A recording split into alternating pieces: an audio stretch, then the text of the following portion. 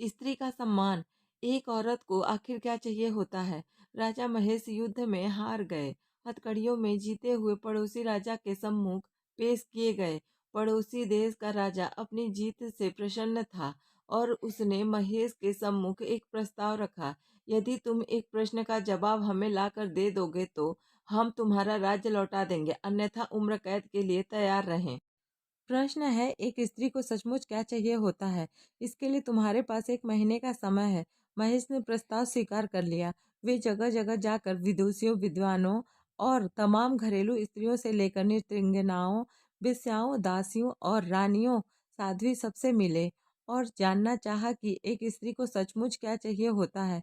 किसी ने सोना, किसी ने चांदी, किसी ने हीरे जवाहरात, किसी ने प्रेम प्यार, किसी ने बेटा, पति, पिता और परिवार, तो किसी ने राजपाट है। संन्यास की बातें की, मगर महेश को संतोष न हुआ। महीना बीतने को आया और महेश को कोई संतोषजनक जवाब नहीं मिला। किसी ने सुझाया कि दूर देश में एक जादूगरनी रहती है, उसके पास हर चीज का जवाब होता है, शायद उसके पास इस प्रश्न का भी जवाब हो। महेश अपने मित्र सूर्यदेव के साथ जादूगरनी के पास गए और अपना प्रश्न दोहराया। जादूगरनी ने महेश के मित्र की ओर देखते हुए कहा, मैं आपको सही उत्तर बताऊंगी, परंतु इसके एवज में आपके मित्र को मुझसे शादी करनी होगी।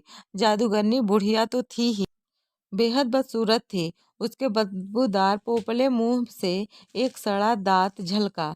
जब उसने अपनी कुटिल मुस्कुराहट महेश की ओर फेंकी, महेश ने अपने मित्र को परेशानी में नहीं डालने की खातिर मना कर दिया। सूर्यदेव ने एक बात नहीं सुनी और अपने मित्र के जीवन की खातिर जादूगरनी से विवाह करने को तैयार हो गया। तब जादूगरनी ने उत्तर बताया, स्त्रियां स्वयं निर्णय लेने में आत्मनिर्भर बनना चाहती हैं। यह उत्तर महेश को कुछ जमा पड़ोसी राज्य के राजा ने भी इसे स्वीकार कर लिया और उसने महेश को उसका राज्य लौटा दिया। इधर जादूगरनी ने सूर्यदेव से विवाह हो गया। जादूगरनी ने मधुरात्रि को अपने पति से कहा, चूंकि तुम्हारा हृदय पवित्र है और अपने मित्र के लिए तुमने कुर्बानी दी है, अतः मैं 24 घंटों में 12 घंटे तो रूपसी के रूप में रहूंगी और बाकी 12 घंटे अपने सही रूप में। बताओ तुम्हें क्या पसंद है? सूर्यदेव ने कहा, प्रिय, यह निर्णय तो तुम्हें ही करना है। मैंने तुम्हें पत्नी के रूप में स्वीकार किया है और तुम्हारा हर रूप मुझे पसंद है। जादूगरनी यह सुनते ही रूपसी बन गई। उसने कहा, चूंकि तुमने निर्णय मुझ पर छोड़ दिया है तो मैं अब हमेशा इस रूप में रहूंगी। दरअसल मेरा असली रूप ही यही है।